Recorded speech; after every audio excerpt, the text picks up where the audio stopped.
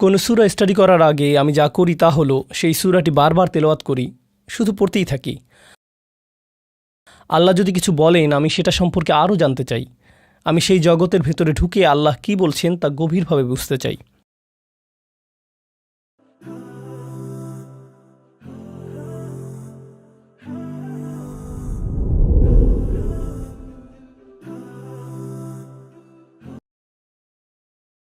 আসসালামু আলাইকুম। আমার একটি ছোট প্রশ্ন ছিল। প্রথমেই আমি আপনাকে ধন্যবাদ জানাচ্ছি এবং আমি চিন্তা করছিলাম আপনি কিভাবে কোরআনের সূরা নিয়ে পড়াশোনা করেন। আপনার কি কোনো সাজেশন আছে আমাদের জন্য? আপনার কি কোনো ফিক্সড প্ল্যান আছে যেটা আপনি প্রত্যেকটা সূরার জন্য অনুসরণ করে থাকেন? ধন্যবাদ আপনাকে। এটা তো বেশ কঠিন মনে হচ্ছে। আমার পদ্ধতি এখনও আপনারা অনুসরণ করতে পারবেন না, কিন্তু আমি চাই আপনাদের এমন অবস্থানে নিয়ে যাব যে আপনারা তখন আমার পদ্ধতি অনুসরণ করতে পারবেন। আপনাদের সংক্ষেপে আমার পদ্ধতি বলে দিচ্ছি, এরপর আপনাদের প্ল্যান কি হবে সেটা বলবো। আমার তো ইচ্ছে ছিল সপ্তম দিনে আপনাদের প্ল্যান বলে দিব, ঠিক আছে? তো আজকে আমাদের প্ল্যানটা আপনাদের বলছি, আপনাদের প্ল্যান সপ্তম দিনে বলবো। কোনো সূরা স্টাডি করার আগে আমি যা করি তা হলো সেই সূরাটি বারবার তেলাওয়াত করি, শুধু পড়তেই থাকি। এটাই হলো আমার প্রথম ধাপ। সাথে সাথে সেই সূরা নিয়ে আমার কোনো পর্যবেক্ষণ আর প্রশ্নগুলো টুকে রাখি কোথাও, সেগুলো সব নোট করি। হয় মনে মনে সেগুলো নোট করি, অথবা আমার ফোনে সেগুলো নোট করে ফেলি। সেই আয়াত নিয়ে আমার মনে কি চলছে সেগুলো টুকে রাখি। এরপর দ্বিতীয় ধাপ হলো আমি সেই সূরার গঠন বোঝার চেষ্টা করি। এই সূরার ভেতর আলোচিত ধারণাগুলোর গঠন প্রণালী বোঝার চেষ্টা করি। সেটার কিছুটা আপনারা শেষের দিকের স্লাইড দেখেছিলেন, তাই না? সূরার ভেতরকার এই ধরনের গঠনকে বলা হয় স্ট্রাকচারাল কোহেরেন্স অথবা কাঠামোগত সমন্বয়। অর্থাৎ সূরার শব্দ বাক্যগুলোর মধ্যে এক প্রকার প্যাটার্ন লক্ষ্য করতে পারবেন আপনি, কিন্তু এগুলো ছাড়াও আরও অন্যরকম গাঠনিক ব্যাপার আছে। যেমন এই সূরার মধ্যে এমন কি কি প্রধান শব্দ আছে যেগুলো বারবার আসছে, এই সূরার মধ্যে এমন কি কি বিষয়বস্তু আছে যেগুলো একে অপরের সাথে সংশ্লিষ্ট। যেমন ধরুন প্রত্যক্ষ ও পরোক্ষভাবে বারবার পবিত্রতার কথাটা চলে এসেছে এখানে এই সূরার মধ্যে, তাই না? এখানে ইউসাব্বিহু পবিত্রতার সাথে সম্পর্কিত। এরপর কুদ্দুস শব্দটি পবিত্রতার সাথে সম্পর্কিত। ইউজাক্কিহিম পবিত্রতার সাথে জড়িত। ইহুদিদের দৃষ্টিকোণ থেকে হিমারও পবিত্রতার সাথে সম্পর্কিত, তাই না? এভাবে লক্ষ্য করবেন যে সূরার মাঝে এমন কিছু বিষয়বস্তু বারবার ঘুরে ফিরে চলে আসে বিভিন্নভাবে, সেগুলো মিলে পুরো সূরার ধারণাটি একত্রে গঠন করে। এই দ্বিতীয় জিনিসটিও আমি লক্ষ্য করি। এটা মোটামুটি বলতে পারেন সাহিত্যিক দিক হতে পড়াশোনা। আমার সূরা নিয়ে পড়াশোনার তৃতীয় স্তর হল সূরাটির ভেতরকার শব্দগুলোর অর্থ নিয়ে গবেষণা করা। যেমন আপনারা তো দেখেছেন আমি আপনাদের কিছু স্লাইড দেখিয়েছি সাব্বাহা নিয়ে, কুদ্দুস শব্দ নিয়ে কিছু স্লাইড দেখিয়েছি, কোনো আয়াতের প্রধান কোনো শব্দগুলো নিয়ে স্লাইড দেখিয়েছি, তাই না? তামান্নি দেখিয়েছি, ঠিক? তো এভাবে আমি সূরাটির শব্দভাণ্ডার সম্পর্কে আরও গভীরভাবে জানতে চাই। এই সূরার প্রেক্ষাপট থেকে আর কি কি শিখতে পারি সেগুলো জানতে চাই। তো এটি হলো আমার সূরা স্টাডির তৃতীয় স্তর। দেখুন, এখন পর্যন্ত কিন্তু আমি একটি তাফসিরও খুলে দেখিনি, এখন একজন আলেমের বক্তব্য শুনিনি, কারণ আমি আমার পদ্ধতি, আমার প্রসেসের মধ্যে আছি। এরপর সূরাতে আমার পরের ধাপ হলো আমি নিজেকে প্রশ্ন করি। এই সূরা যখন পড়ি তখন আমার মনের মাঝে কি কি প্রশ্নগুলো উকি দেয়। এই সূরা যখন পড়ি তখন আমার মনের মাঝে কি কি প্রশ্নগুলো উকি দেয়। উদাহরণ দেখুন, এই সূরা পড়ার সময় একটা প্রশ্ন এসেছিল, আপনাদের সাথে আজকেই সেটা আলোচনা করেছি। আমি যদি একজন আল্লাহর ওলি হই তাহলে কি আমার মৃত্যুর আকাঙ্ক্ষা করা উচিত? এই প্রশ্নটি কিন্তু আমি কোনো তাফসিরই পড়িনি, এটা আমার নিজস্ব প্রশ্ন। সুবহান কুদ্দুসনের মধ্যে পার্থক্য কী? আমার নিজস্ব প্রশ্ন। কেন এখানে গাধার উপমা টানা হলো? এটাও আমার নিজস্ব প্রশ্ন।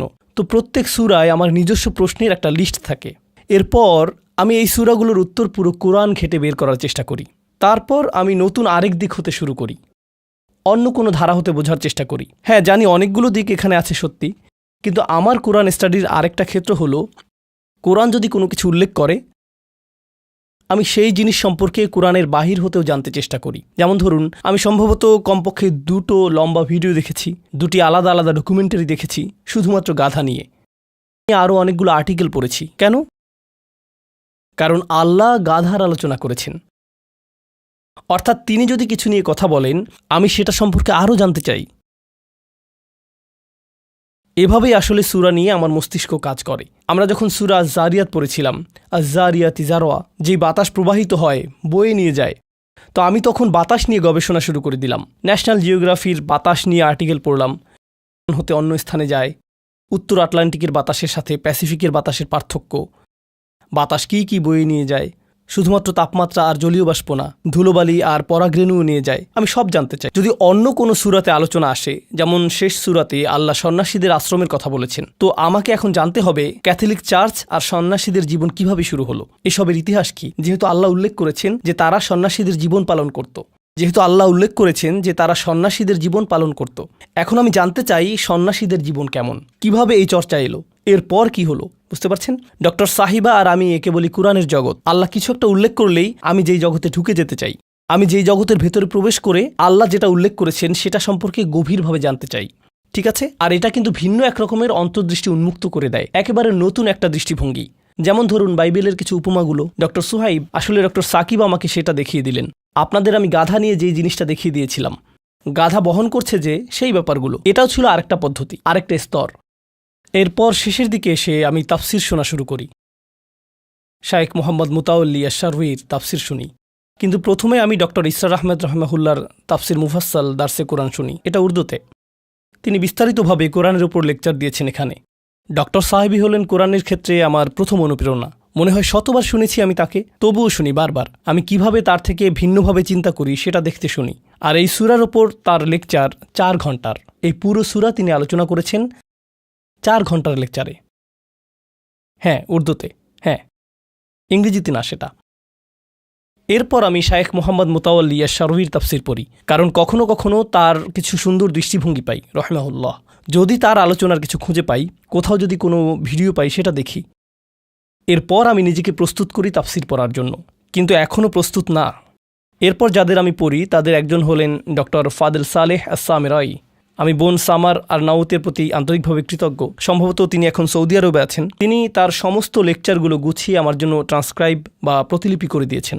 তো তিনি প্রত্যেক সূরার জন্য একটা ওয়ার্ড ডকুমেন্ট পাঠিয়ে দেন আমাকে। আমি সেই সূরার উপর তার কাজগুলো পড়ে যাই, সেটা পুরোটাই আরবিতে। তো সেটা আমি মনোযোগ দিয়ে পড়ি। তিনি সেখানে আসলেই কিছু আকর্ষণীয় তুলনামূলক বিশ্লেষণ তুলে এনে দেখিয়েছেন। যেমন আল্লাহ কেন অমুক আয়াতে এই শব্দটি ব্যবহার করলেন, কেন তমুক আয়াতে ওই শব্দ ব্যবহার করলেন, ওটা কেন করলেন না, এভাবে দুর্দান্ত সব তুলনামূলক বিশ্লেষণ তুলে আনেন তিনি। এরপর আমি প্রত্যেকটি আয়াত আমার টিমের সাথে আলোচনা করি। আমার আসলে 2টা টিম আছে। একটি টিমের সাথে কলে আলোচনা চলে, আরেকটি টিম হলো হোয়াটসঅ্যাপ গ্রুপে। আমরা সেখানে টেক্সট করি, ভয়েস নোট দেই। আমার কল টিম হলো পাকিস্তানের ইসলামাবাদে। সেখানে 8 জন নারী আর 2 জন পুরুষ আছে। সবাই ইন্টারন্যাশনাল ইসলামিক ইউনিভার্সিটি অফ ইসলামাবাদের গ্র্যাজুয়েট, অথবা সেখানে এখনও অধ্যয়নরত আছেন। সবাই কোরআন আর তাফসির নিয়ে বিশেষজ্ঞ। দুর্দান্ত তারা সকলেই, বিভিন্ন বয়সের তারা। তাদের কেউ ব্যাচেলরে আছেন, কেউ মাস্টার্সের শিক্ষার্থী, কেউ আবার আছেন পিএইচডিতে।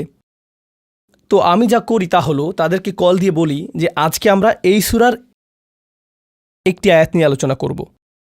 তোমরা যা ইচ্ছা তাফসির পড়ে নিতে পারো। আমরা একটি আয়াত নিয়ে 2 ঘন্টা ধরে তাদাব্বুর করব সবাই মিলে। এর পরের দিন আমরা পরের আয়াত নিয়ে তাদাব্বুর করব, তার পরের দিন পরের আয়াত, এইভাবে। তো এগুলোই হলো আমার সম্পূর্ণ পদ্ধতির একাংশ। এরপরেও আমার কিছু জানতে হলে, কোনো প্রশ্ন থাকলে, আলোচনা করতে চাইলে আমি ডক্টর সুহাইব সাঈদকে কল করি। তিনি বাইয়েনার রিসার্চ হেড পদে আছেন। তাকে কল দিয়ে তার দৃষ্টিভঙ্গি জিজ্ঞেস করি। এই সব কিছুর পরেই আমি তাফসির খুলি। কারণ দেখুন, তাফসির হলো অন্য কারো কাজ, কিন্তু তার আগে আমি নিজে হোমওয়ার্ক করে নিতে চাই। তো এই পুরোটা হলো একটা প্রসেস, বেশ সময়ের কাজ, কিন্তু বেশ ভালোই সময় লাগে পুরোটাতে। কিন্তু আপনাদের প্রসেস এতটা জটিল হবে না। আপনাদের পদ্ধতি একেবারেই সোজা, পিৎজা অর্ডার করার মতোই সোজা, যদি না সেটা জার্মান পিৎজা হয়। আমি আশা করছি এই ভিডিও ক্লিপটি আপনাদের পছন্দ হয়েছে। আমার টিম আর আমি অক্লান্তভাবে কাজ করে যাচ্ছি যেন মুসলিমদের জন্য যথেষ্ট পরিমাণ রিসোর্স তৈরি করতে পারি, যেন তারা কোরআন বোঝার প্রাথমিক ধাপ হতে শুরু করে কোরআন গভীরভাবে বুঝতে পর্যন্ত পারে। আমরা নিজেরাও কোরআনের শিক্ষার্থী, তো আমরা চাই আপনি আমাদের সাথে কোরআনের শিক্ষার্থী হয়ে যান। আমাদের এই পথ চলায় সাথী হতে বাইয়েনাটিভি.com হতে ঘুরে আসুন। সেখানে 1000 ঘন্টার কাজ দেওয়া আছে। তো ভয়ের কিছু নেই, ধাপে ধাপে আগাতে পারেন, যেন কোরআন শিক্ষাকে আপনার লাইফস্টাইলের অংশ করে নিতে পারেন। ইউটিউবে অনেক কিছুই আছে, তবে সেগুলো ছড়ানো ছিটানো। কিন্তু আপনি যদি গোছানোভাবে আপনার নিজের জন্য, পরিবার বা পরিচিতদের জন্য কোরআন শিখতে চান, তবে এখান থেকে শুরু করতে পারেন। বাইয়েনাটিভি.com সাইন আপ করুন।